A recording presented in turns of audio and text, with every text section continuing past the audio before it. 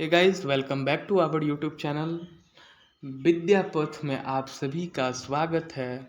हम जैसे कि जान रहे हैं हम लोग हिस्ट्री कर रहे हैं और लूसेंट बुक से कर रहे हैं, जो कि पार्ट 1 विद्यापथ यूट्यूब चैनल पे पोस्ट कर दी गई है और मैं आशा करता हूं कि आप लोगों ने देख लिया होगा। और चलिए बिना देरी किए हुए आगे वीडियो स्टार्ट करते हैं और वैदिक सभ्यता से स्टार्ट करेंगे हम लोग पढ़ना बिना देरी किए हुए। वैदिक काल का विभाजन 2 भागों में किया गया था। जैसे कि हम लोग जानते हैं, एक ऋग वैदिक काल था तो वहीं दूसरा उत्तर वैदिक काल था। तो ऋग वैदिक काल का कार्यकाल जो था 1500 से 1000 ईसा पूर्व था।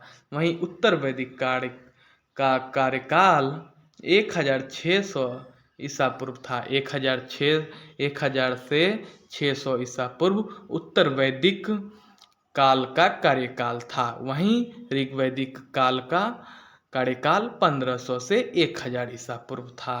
वहीं आर्य सर्वप्रथम कहाँ बसे थे? क्वेश्चन इस तरह से आ जाएगा, आर्य सर्वप्रथम कहाँ बसे थे? तो आर्य सर्वप्रथम जो है पंजाब एवं अफगानिस्तान में बसे थे। और मैक्स मूलर ने आर्यों का मूल निवास स्थान किसको माना? तो मैक्स मूलर ने आर्यों का जो मूल स्थान था वो उसको मध्य एशिया को माना। किसने माना? तो मैक्स मूलर ने माना। मैक्स मूलर ने माना आर्यों का स्थान जो था वह मूल स्थान मध्य एशिया था। या किसने माना? आर्यों ने माना। आर्य द्वारा निर्मित सभ्यता जो थी वैदिक सभ्यता कहलाई। और यह वैदिक सभ्यता किसके द्वारा निर्मित थी? तो यह निर्मित आर्यों द्वारा थी। आर्य द्वारा विकसित सभ्यता वैदिक सभ्यता थी। और वैदिक सभ्यता कैसी सभ्यता थी? तो वैदिक सभ्यता जो है वह ग्रामीण सभ्यता थी। वैदिक सभ्यता कैसी सभ्यता थी? ग्रामीण सभ्यता थी। और आर्य की भाषा कैसी थी? तो आर्य की भाषा संस्कृत थी। आर्यों की भाषा संस्कृत थी। आर्य के प्रशासनिक इकाई आरोही क्रम से 5 भागों में बटा था।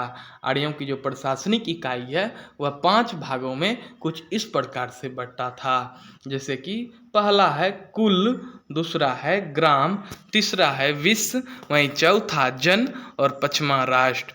ग्राम के मुखिया को ग्रामीणी एवं विश्व का प्रधान को विश्वपति कहलाते थे। ग्राम के मुखिया क्या कहलाते थे? ग्राम के मुखिया जो हैं वह ग्रामीण कहलाते थे। ग्राम के मुखिया ग्रामीण कहलाते थे एवं विश्व का प्रधान विश्वपति कहलाते थे। और जन के शासक को राजन कहा जाता था। जन के शासक को क्या कहा जाता था? तो जन के शासक को राजन कहा जाता था। वहीं ग्राम के मुखिया को ग्रामीणी कहा जाता था तथा विश्व का प्रधान को विश्वपति कहते थे। इसको भूलिएगा नहीं, यह बहुत इम्पोर्टेंट है।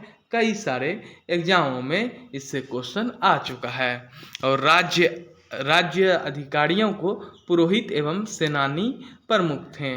राज्य अधिकारियों में पुरोहित एवं सेनानी प्रमुख थे।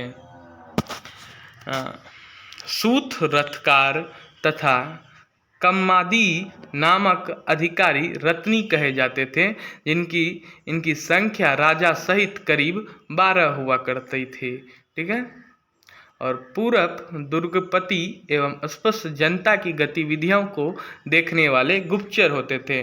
जनता के गतिविधियों को देखने वाले गुप्तचर कौन होते थे?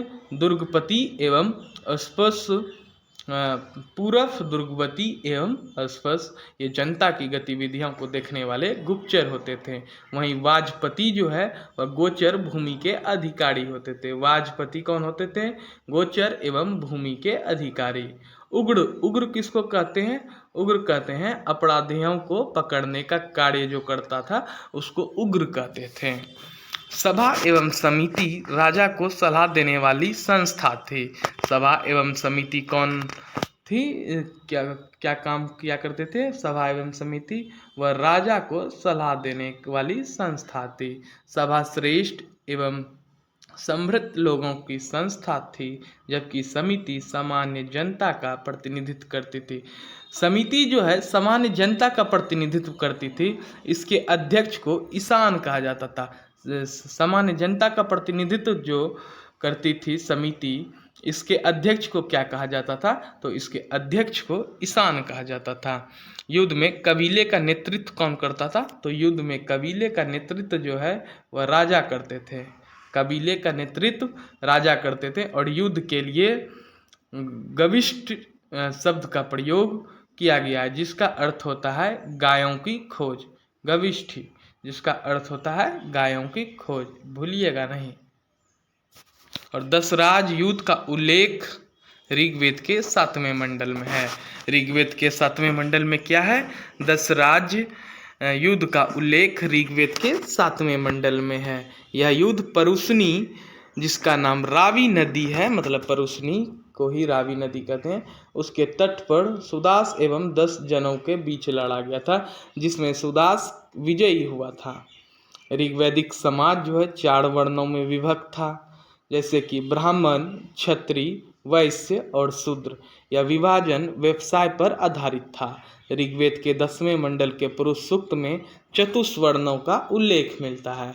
इसमें कहा गया है ब्राह्मण परम पुरुष के मुख से, वहीं क्षत्रिय भुजाओं से और वैश्य उनकी जांघों से तथा शूद्र उनके पैरों से।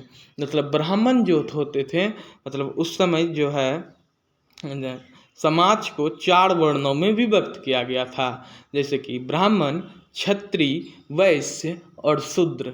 ब्राह्मण जो है मुख से उत्पन्न हुए थे, क्षत्रिय भुजाओं से और वैश्य जंघाओं से तथा शूद्र पैरों से। और आर्यों का समाज जो था वह पितृ प्रधान था। आर्यों की कैसा समाज था? पितृ प्रधान। समाज की सबसे छोटी इकाई परिवार या कुल थी, जिसका मुखिया पिता होता था, जिसे कुलप कहते थे। कुलूप कहते थे। कुलप क्या कहते थे? जिसे कुलप कहते थे। स्त्रियां इस काल में अपने पति के साथ यज्ञ कार्य में भाग लेती थी। बाल विवाह एवं पर्दा प्रथा का प्रचलन नहीं था। वैदिक सभ्यता में जो है बाल विवाह एवं पर्दा प्रथा का प्रचलन नहीं था। उस समय बाल विवाह एवं पर्दा प्रथा का प्रचलन नहीं था। विधवा अपने मृतक पति के छोटे भाई यानी देवर से विवाह कर सकती थी। स्त्रियां शिक्षा ग्रहण करती थी। ऋग्वेद में लोपामुद्रा, सिकता, आपला एवं विश्वास जैसी विदुषी स्त्रियों का वर्णन है। जीवन भर अविवाहित रहने वाली महिलाओं को अमाजु कहा जाता था। जो महिला अपने पूरे जीवन में अविवाहित रहती थी उसको अमाजु कहा जाता था। वहीं आर्य का मुख्य पेय पदार्थ सोमरस था। क्वेश्चन इस तरह से आएगा, आर्य का मुख्य पेय पदार्थ क्या था? तो सोमरस था। आर्य का मुख्य पेय पदार्थ सोमरस था, जो कि यह वनस्पति से बनाया जाता था। आर्य मुख्यतः 3 प्रकार के वस्त्र का उपयोग करते थे। आर्य कितने प्रकार का वस्त्र का उपयोग करते थे? तो 3 प्रकार के वस्त्र का उपयोग करते थे, जैसे कि वास्य, अधिवास्य और उष्णीय।